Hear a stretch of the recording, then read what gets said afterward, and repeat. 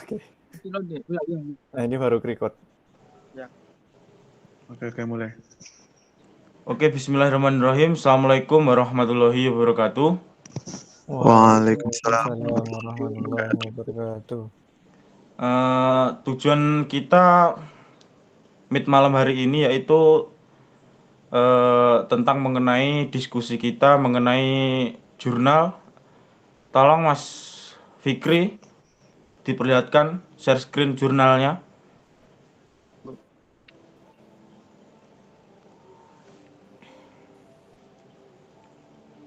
Udah ya. Nah, udah. Oke, masuk.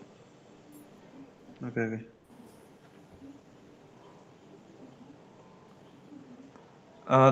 Bisa di-scroll ke atas. Oke, malam ini kita diskusi tentang permasalahan jurnal doktrin ajaran Islam untuk generasi Muslim di masa pandemi. Untuk jurnal ini sudah dibaca kan, mas-masnya? Sudah. Sudah. Sudah. Apakah sebelumnya lebih baik kita ada perkenalan singkat dulu? Saya mulai dari saya. Saya Suwiro Wongso Susilo dari Offering A. Asal saya dari Tulungagung. Saya lulusan SMK. Bisa dilanjutkan oleh Mas Al Hadi. Oke. Perkenalkan, nama saya Al Hadi. Saya dari Offering A. Saya asal dari Sumatera Barat. Saya lulusan dari MAN Insan Cendekia. Oke, lanjutnya Mas Fikri. Oke, kenalkan nama saya Muhammad Fikri. Saya dari Indramayu, lulusan dari SMK Negeri 1 Balongan. Saya offering teknik elektro B. Oke, Mas Farhan bisa perkenalan diri. Ya, perkenalkan nama saya Muhammad Farhan Ali Irfani. Saya dari Teknik Elektro Offering B, kalau PAI Offering I30. Saya berasal dari Malang, lulusan SMA. Yang terakhir Mas Bima, silahkan perkenalkan diri. Nama saya Ninditya Bima Mustafa dari S1 Teknik Elektro Offering A. Oke, lanjut ke pembahasan diskusi kita. Apakah ada pertanyaan-pertanyaan terkait jurnal di atas? Monggo.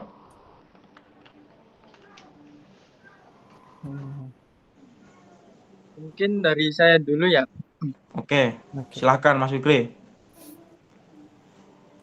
Dari sini kan ada yang peranan orang tua terhadap anak. Nah, apa sih atau bagaimana sih peran orang tua terhadap anak itu supaya anak tersebut menjaga akidah dan berakhlakul karimah? Mungkin ada pendapat dari teman-teman. Peran orang tua menjaga akidah. Oke. Oke, mungkin saya akan menjawab pertanyaan dari Mas Fikri. Pertanyaannya, bagaimana peran orang tua terhadap anak supaya anak tersebut menjaga akidahnya? Kalau menurut saya, gini ya, rumah itu adalah pendidikan pertama yang diterima oleh seorang anak, baik itu dalam hal sopan santun, serta pengenalan terhadap agama, dan awal dari pengenalan akidah kepada anak. Jadi yang berperan penting bagi pendidikan anak itu adalah orang tua di lingkungan keluarganya pastinya. Maka sebelum membangun sebuah rumah tangga, maka seseorang muslim harus mendalami tentang persoalan agama terlebih dahulu, memperkuat atau memperkokoh akidahnya, agar dapat mendidik keluarganya, anaknya, istrinya, serta tidak membiarkan keluarganya terjerumus ke dalam kemaksiatan. Sebagaimana yang dijelaskan oleh Allah dalam Quran Surat At-Tahrim ayat 6, Auzubillahi minasyaitonirrajim. Bismillahirrahmanirrahim. Ya ayyuhalladzina amanu qu anfusakum wa ahlikum nara. Yang artinya, wahai orang-orang yang beriman, lindungilah dirimu dan keluargamu dari api neraka. Maka peran orang tua itu sangatlah penting untuk memperkuat akidah atau keimanan bagi seorang anak. Terima kasih. Oke, cukup bagus jawaban dari Mas Al-Hadi. Mungkin ada pendapat lain dari rekan-rekan? Dipersilakan. Ya, saya izin menjawab. Kalau menurut saya, orang tua itu berperan penting dalam menjaga akidah anaknya, karena orang tua itu merupakan orang yang selalu dekat ya di sekitar kita. Jadi pasti orang tualah yang dapat menjaga akidah kita. Contohnya dengan cara mengingatkan sholat atau puasa dan lain-lainnya. Itu menurut saya. Baik sekali dari Mas Farhan pendapat opininya. Apakah dari Mas Bima ada tambahan untuk terkait pertanyaan dari Mas Fikri?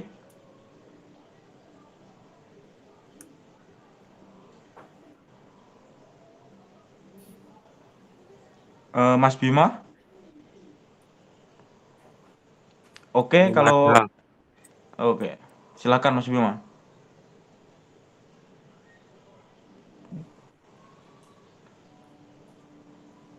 Gimana Mas Bima, bisa dilanjutkan?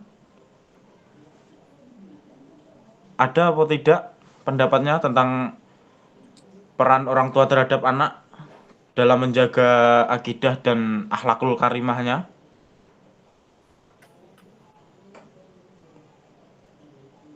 Nggak ada tambahan.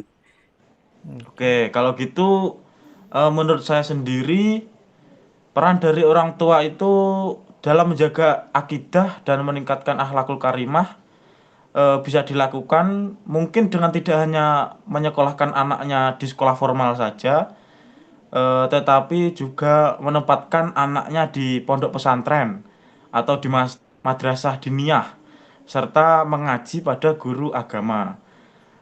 Ditambah lagi dengan pengarahan, kebiasaan, keteladanan dan contoh baik dari orang tua.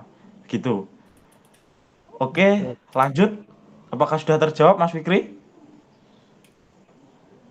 Oke, lumayan semua udah terjawab dan itu menurut saya ya lengkap. Nah, menurut pribadi saya sendiri, peran orang tua terhadap anak itu pasti hukumnya wajib. Nah, supaya anak tersebut berakidah atau berakhlakul karimah, maka orang tua itu sendiri harus mencontohkannya terlebih dahulu. Oke. Mungkin dari saya seperti itu apa namanya masalahnya mungkin ada pendapat atau masalah dari teman-teman. Oke, aku dulu ya. eh kan di situ juga ada kutipan ya dari Ali bin Thalib. Menurut kalian apa sih arti kutipan dari Ali bin Thalib itu? Didiklah anak-anakmu sesuai zamannya karena mereka hidup bukan di zamanmu. Monggo silahkan.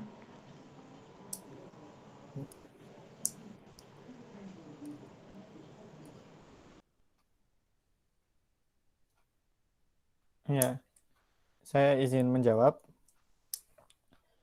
Kalau menurut saya, kutipan dari Ali bin Abi Thalib itu menjelaskan jika zaman itu akan terus berkembang.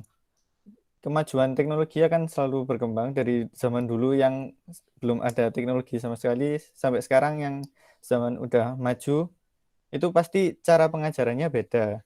Jadi kalau kita mengejarkan anak kita mungkin ya di masa depan nanti, kalau masih mengajarkan dengan cara kita diajarkan dulu, pasti itu nggak masuk dengan apa yang dirasakan oleh anak tersebut, karena perbedaan zaman yang dialami oleh anak tersebut itu sudah berbeda.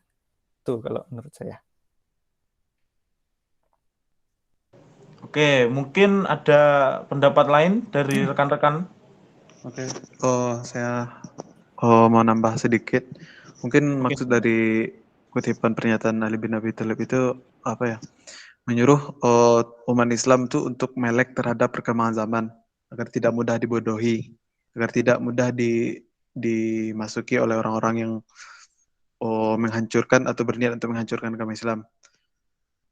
Kan mendidik anak seiring perkembangan zaman, kan itu kutipannya ya. Jadi Islam itu tidak menutup diri terhadap kemajuan zaman. Maksudnya itu Islam juga mengikuti perkembangan zaman selama itu tidak melenceng dari ajaran Al-Quran dan hadis. Bahkan dalam bidang ilmu keilmuan sendiri, umat Islam itu dari dahulu kala sangatlah mementingkan ilmu pengetahuan itu sendiri. Bahkan banyak ilmuwan atau tokoh-tokoh Muslim yang menemukan teori-teori ilmiah yang sampai saat sekarang ini masih berguna dan sangat dibutuhkan oleh umat Islam bahkan dunia. Terima kasih. Oke, baik sekali pendapat dari Mas Al-Hadi ya. Apa ada yang mau menambahkan lagi? Disilahkan.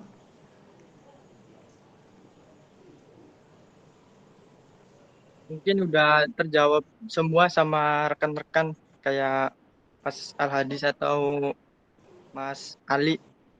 Ya, emang benar sih apa yang mereka utarakan.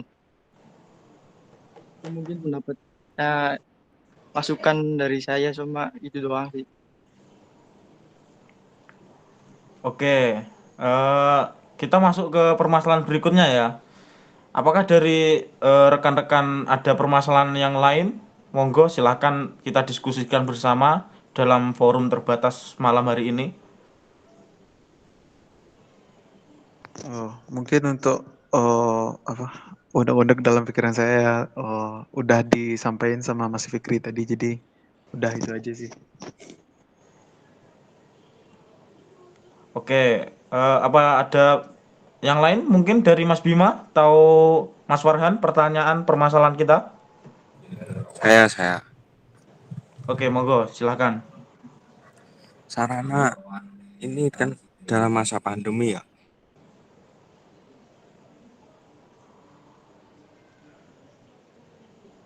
Jalan keagamaan di masa pandemi seperti ini. Oke, pertanyaan dari Mas Bima terkait sarana yang dapat digunakan untuk pengajaran keagamaan dalam kondisi pandemi seperti ini ya. Eh, Mohon izin saya dulu dapat menyampaikan pendapat saya.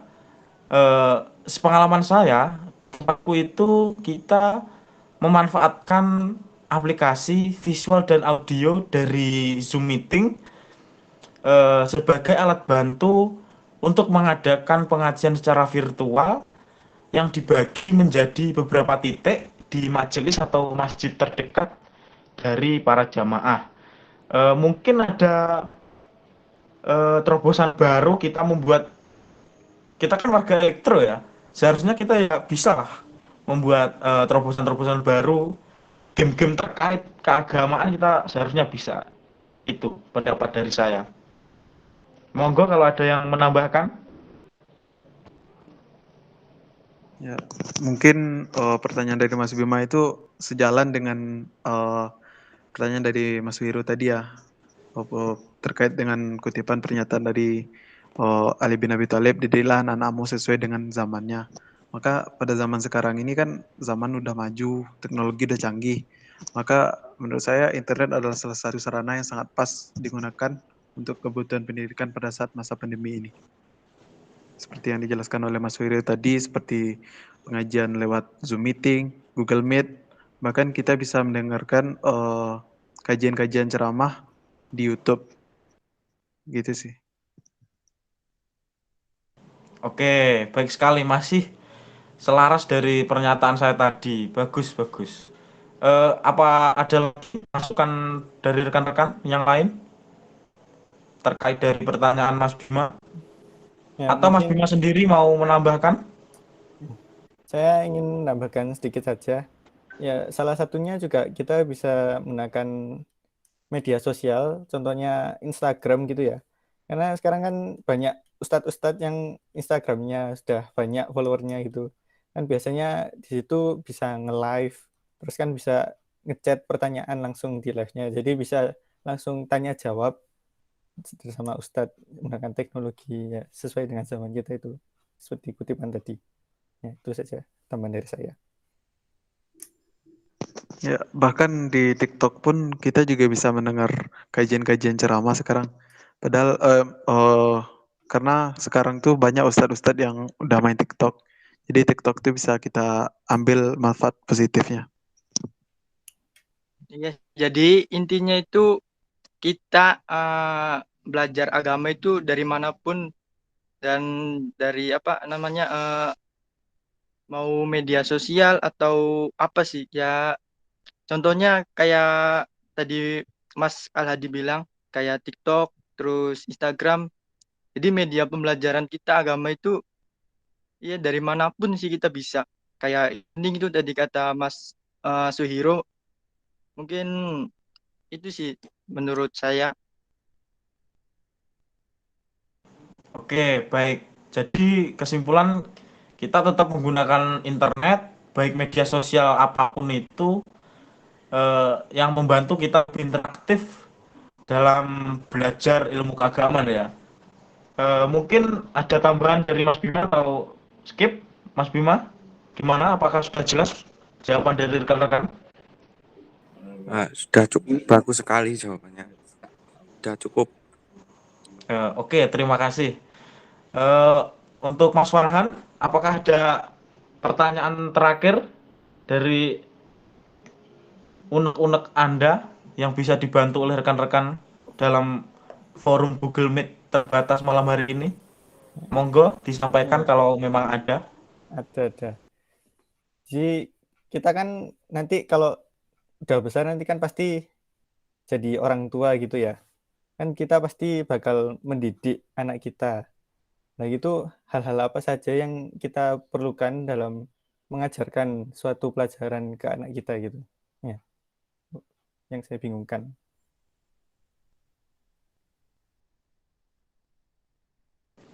Monggo, kalau ada yang mau menjawab pertanyaan dari Mas Farhan, dipersilahkan. Atau mulai dari saya dulu lagi. Oke, saya dulu lagi ya. Mungkin jawaban saya kali ini jawaban yang secara luas ya. Kalau menurut saya, pengajar itu ya punya metode dan harus menguasai bahan ajar atau materi yang akan disampaikan. Pengajar juga perlu didukung dengan kemampuan komunikasi yang baik, kreatif, dan punya dedikasi dan rasa sabar demi menciptakan suasana belajar yang baik. Terkait hal ini dari pertanyaan Mas Farhan, yaitu anak ya. Itu banyak pendapat dari saya. Mungkin ada tambahan dari yang lain, monggo.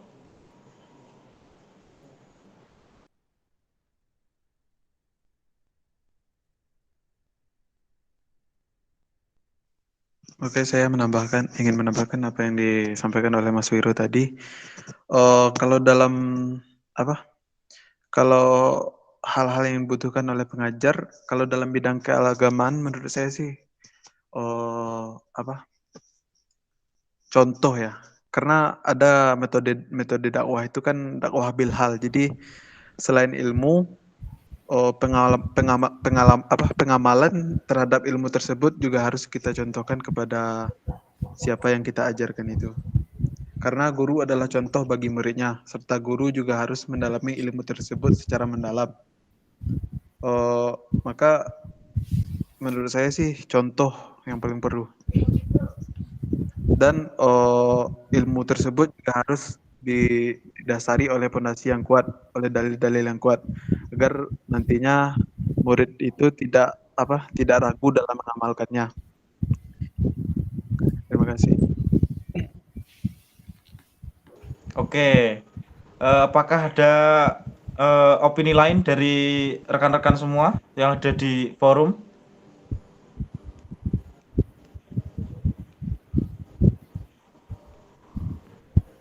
Atau sudah cukup jelas untuk Mas Farhan? Pernyataan dari rekan-rekan? Ya, saya kira sudah cukup menjawab pertanyaan saya dengan baik gitu. Terima kasih. Oke. Berhubung kita kan ini diberi tugas ini diupload di YouTube dengan minimal 15 menit ya. Untuk Mas Fikri ini kita sudah record berapa menit ya? Karena kita juga ada batas maksimal selama 20 menit. Di sini nggak ada tulisan menitannya sih. Tapi saya lihat jam pas kita nge-record itu 41 menit. Menit ke 41. Nah, sekarang cuma menit ke 57. 58 bisa. Oke. Jadi kita masih ada punya waktu dikit ya. Iya. Aku langsung aja. Berhubung saya hari ini menjadi moderator, kita kan ada 2 tugas. Kalau pendapat saya lebih baik kita kerjakan menjadi 2 kelompok lagi. Yang satu untuk mengerjakan hasil resum dan yang satu untuk mengerjakan hasil diskusi. Gimana? Ada yang setuju atau gimana? Biar cepat. Kita mengejar deadline juga sih. Iya. Kalau aku sih setuju. Ya, Gimana yang lain? Oke, sama sih. Setuju Ya, juga. Setuju. Saya bagi langsung ya tugas-tugasnya. Apa kita diskusi di grup aja? Ya, baiknya sih di grup aja karena ini waktu udah apa? Udah mepet ya? Udah mepet juga. Udah mepet. Oke. Terkait ada screenshot, salah satu Mas Fikri bisa men-screenshot kah? Bisa. Oke, monggo dipandu untuk screenshot kita. Action ya. Action Pakai Oke. pose nggak? Pakai pose nggak sih? boleh aja ini boleh. Bebas aja. Gini. Kalau aku nggak bisa kayak gini. Oke. Monggo. 1, 2, 3. Nanti. 1, 2, 3. 3. Tiga. Udah. Udah yang bayang nanti diam.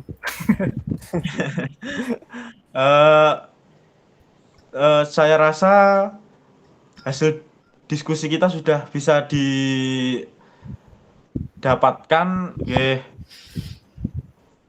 Cukup sekian diskusi pada malam hari ini.